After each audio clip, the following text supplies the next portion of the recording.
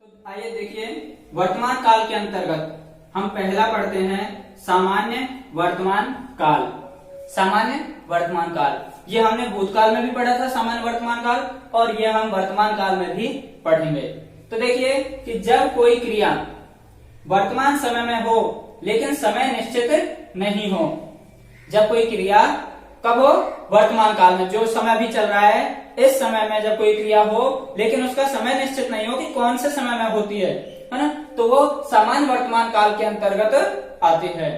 ठीक है, हमने भूतकाल में भी पढ़ा था कि बीते हुए समय में कोई कार्य हो, बीते हुए समय में कोई कार्य हो लेकिन उसका समय निश्चित नहीं हो कि कौन से समय में हुई है। वैसे ही यहाँ पर है कि जब कोई क्रिया है, जब कोई कार्य है, वो अभी वर्तमान समय में होता है लेकिन उसका समय निश्चित नहीं होता, वो वर्तमान समय सामान्य वर्तमान के अंतर्गत आते हैं। उदाहरण से देखिए, मोहन अखबार पढ़ता है। मोहन अखबार पढ़ता है।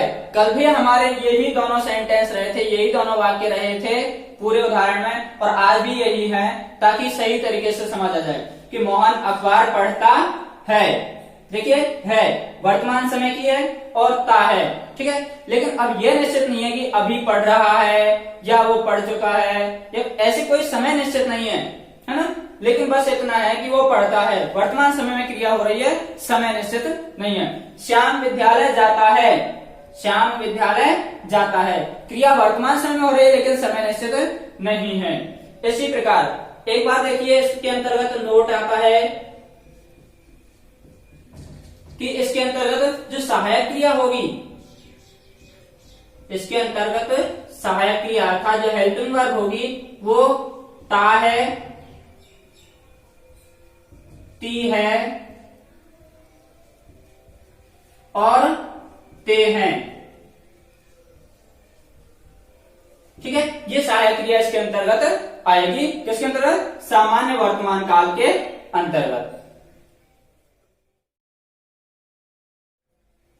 वर्तमान काल के अंतर्गत दूसरा पढ़ते हैं हम अपूर्ण वर्तमान या तात्कालिक वर्तमान काल। अपूर्ण वर्तमान काल या तात्कालिक वर्तमान काल। देखिए, हमने उपसर्ग में पढ़ा था क्या? ए का मतलब होता है नहीं, और पूर्ण का मतलब पूरा, अर्थात जो पूरा नहीं हो।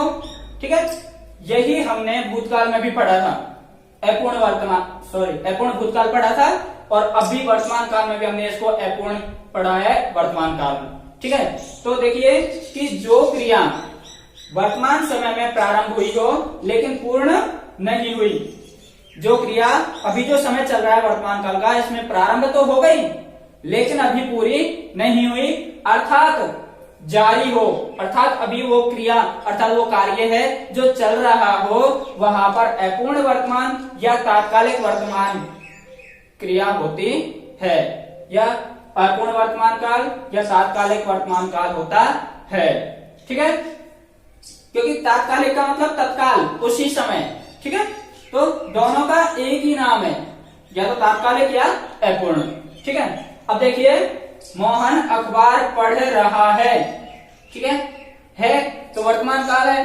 ठीक है, और रहा है, पढ़ रहा है, अभी इस समय की जो स्थिति है उसको बताने वाला है यह सेंटेंस, कि जो मोहन है वो फिलहाल अभी इस समय क्या कर रहा है? अखबार पढ़ रहा है।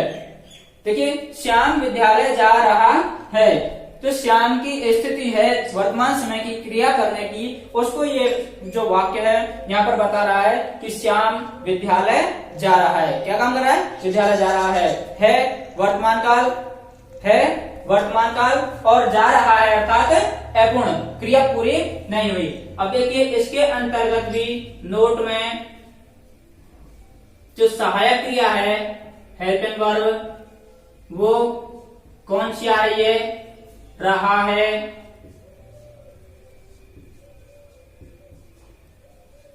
रही है और रहे हैं। ठीक है, आइए अगर हम बात करें तो हमारा जो प्रेजेंट कंटिन्यूअस सेंटेंस है, प्रेजेंट कंटिन्यूअस सेंटेंस, वो अपूर्ण या तात्कालिक वर्तमान काल के अंतर्गत आता है। ठीक है, तो आइए चलते हैं तीसरे नंबर पर।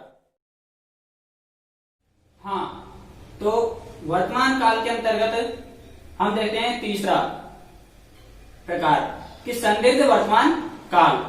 संदिग्ध वर्तमान काल, ये जो संदिग्ध वर्तमान काल है ये भूतकाल में भी आया था, संदिग्ध भूतकाल, ठीक है, और ये वर्तमान काल में भी आया है, संदिग्ध वर्तमान काल।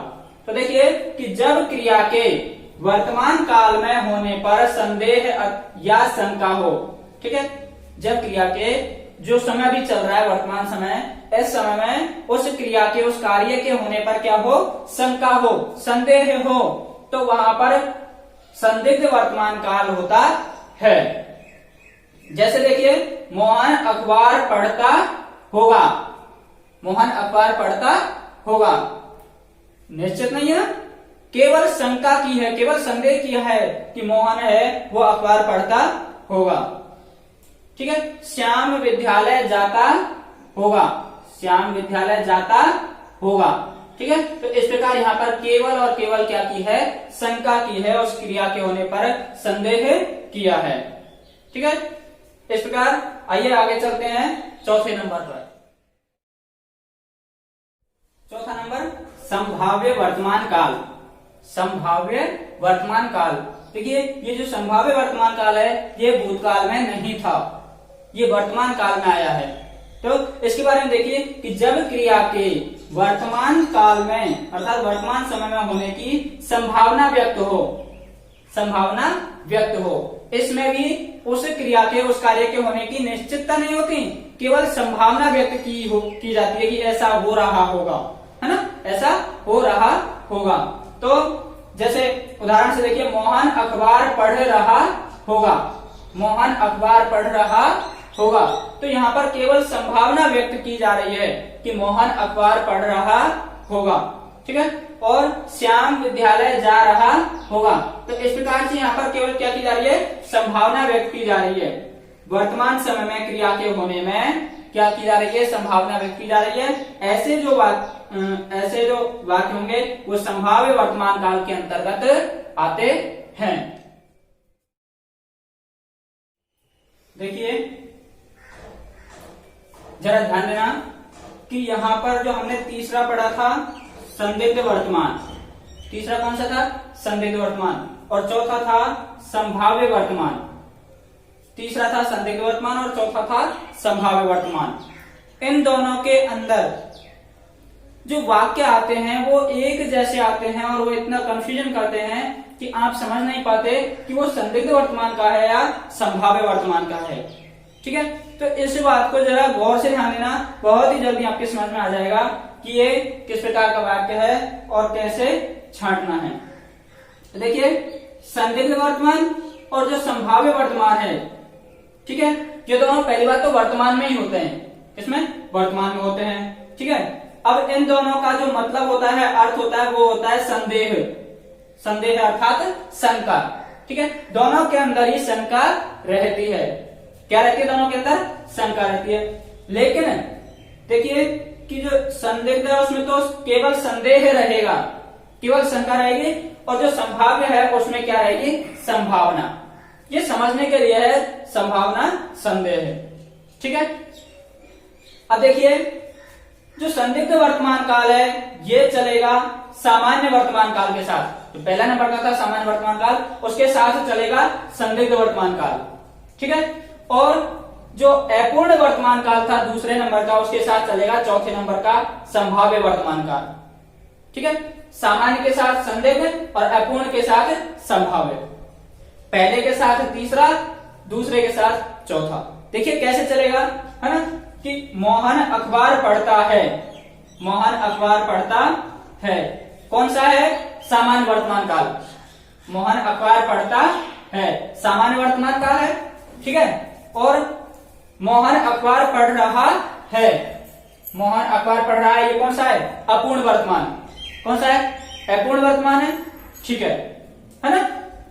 अब देखिए सामान्य वर्तमान के साथ में होगा जोड़ देंगे हम, सामान्य वर्तमान काल के साथ क्या जोड़ देंगे, होगा, ठीक है। जोड़िए, मोहन अखबार पढ़ता होगा, ठीक है। सामान्य में क्या था, मोहन अखबार पढ़ता है, और इसके साथ होगा जोड़ा, है को हटा करके है को हटा करके क्या जोड़ा है, होगा। तो क्या होगा, मोहन अखबार पढ़ता होगा। तो शंका व्यक्त किया, संदेह किया है, तो ये कौन सा हो गया, संदिग्ध वर्तमान। कौन सा हो गया, संदिग्ध वर्तमान। और यहाँ पर मोहन अखबार पढ़ रहा है, और इसमें हम जोड़ेंगे अपूर्ण। अपूर्ण वर्तमान के साथ होगा जोड़ेंगे, तो मोहन अखबार पढ़ रहा होगा। ये हो गया संभाव्य वर्तमान।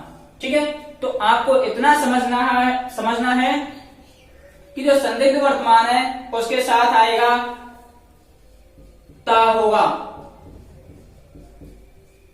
ती होगी,